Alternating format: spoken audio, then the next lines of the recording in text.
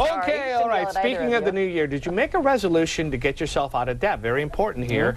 Here with a couple of tips to curb your spending is CPA and money therapist Holly Signorelli. Holly, a lot of people I hear are doing something called freezing your credit. That means it makes it harder for you yourself to use your own credit card, correct? Well, you know, I think that's kind of a term right now just because people are overspending. There was like $68 billion of new credit card debt last year. And the crazy part about it is that people are making more money and they are still spending more money. They're still racking up more credit card debt. So that's where that phrase has come from. Do you think, Holly, that it's the fact that today's young adults are getting, you know, I can buy $10,000 worth of stuff on my smartphone as I'm having a lunch conversation. There are opportunities to spend everywhere. You know, back when we were growing up, we had to take cash out of the bank and go to the store to spend it.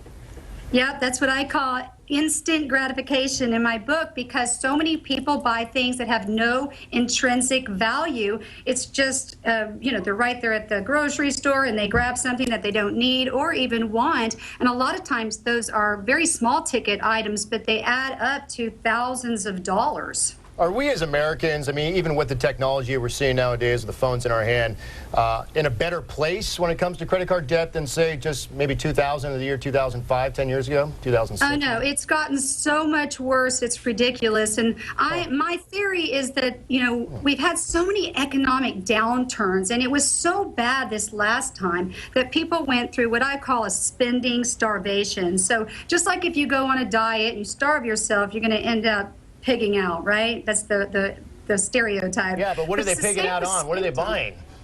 They're buying stuff that they don't need or want. You can get on your phone, just like you guys said, on Amazon, and you just start hitting buttons, and wow, you know, you just bought 10 things and you were only meant to get one. It's too easy. So, Holly, how do you get people to think about the future? Because every dollar that you spend now means that you don't have money later, maybe for retirement or for things that you should think about. People don't, apparently they don't think about the future. Is there a trick to, you know, help you think about the future?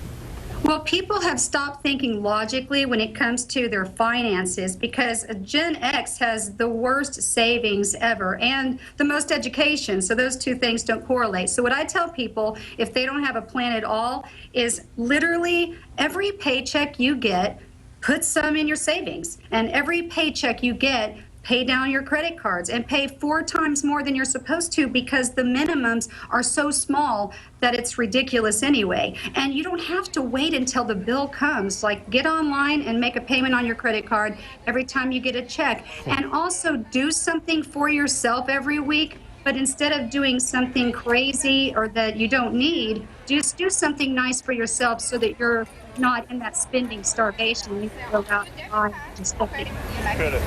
Holly, my parents were very old school in that they took me to the bank and I got my first savings account at like age 8. Do you think today's parents are doing a good enough job of teaching and showing their children it's always better to save than to spend if it's something that maybe you don't really need?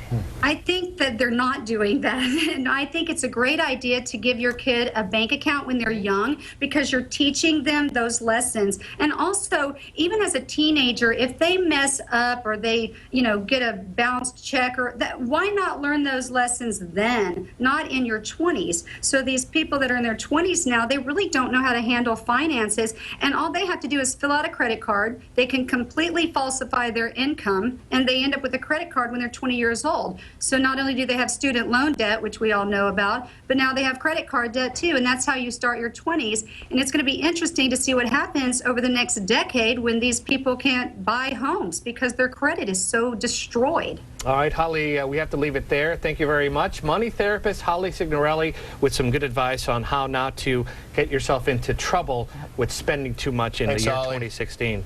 Coming up on, thank you, Holly. Coming up on Mornings on 2 to 9, the Powerball speaking of money, the Powerball jackpot is, that's a nice segue, right? This will get you out of debt. Yeah, $450 million up next, your chances of winning, and what people are saying they would spend the money on. I'll take $20 worth, I'll put it on my credit card. No, I feel like I'm wasting $1 when I play the lottery.